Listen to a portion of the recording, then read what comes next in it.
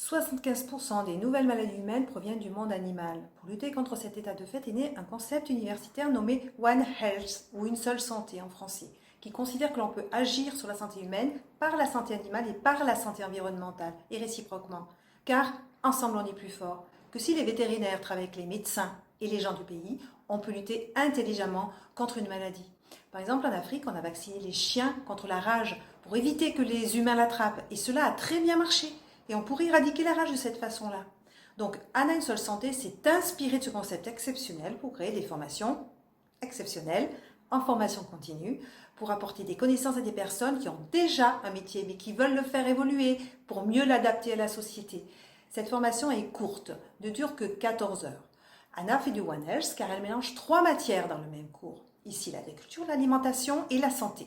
Anna fait du One Health car elle mélange les métiers. Dans la même classe, on peut inscrire des vétérinaires, des diététiciennes, des professeurs du monde agricole, des éleveurs, le maire du village, ces personnes spécialistes d'un des 3 domaines, mais intéressées par le lien aux 2 autres.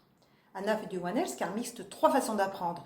Il y a la séquence 1 où chaque élève travaille seul son cours général de base, puis la séquence 2 où pendant 7 heures, le formateur présentera le cours à toute la classe, puis la séquence 3 où toute la classe travaillera 3 heures en distanciel. Alors, le contenu montre les liens oubliés de la fourche à la fourchette. Un exemple pour bien comprendre. Quand vous mangez un hamburger, vous pensez manger du pain, de la viande et de la salade. On ne parle pas de ces horribles cornichons qu'on enlève toujours. Or, ce n'est pas vrai, il en manque. En fait, vous mangez une vache, heureuse ou malheureuse, qui a été finie au soja américain, qui lui-même a poussé sur les vestiges d'une ancienne forêt primaire. Vous mangez l'importateur de soja brésilien. Vous mangez du pain blanc avec des pesticides nécessaires aux grandes cultures de céréales. Vous mangez aussi l'éleveur de la vache, qui sait qu'il doit faire moins de viande, mais de meilleure qualité s'il veut s'en sortir. Vous mangez de la salade, qui vient d'un sol très appauvri, dans lequel les vers de terre se cherchent et ne se trouvent pas. Vous mangez aussi le fabricant de hamburgers, qui doit vendre ce produit ultra transformé. Vous mangez aussi le directeur de la grande surface, où vous avez acheté ce burger.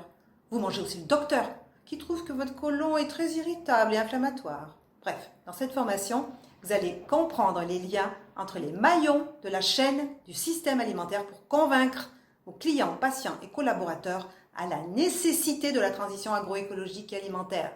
Nous, consommateurs, sommes en bout de chaîne un peu comme les orques mangeant des phoques qui eux-mêmes mangent des crevettes. Mais attention, nous, orques, pour vivre en bonne santé, faut-il que les crevettes soient bonnes et que les phoques soient là.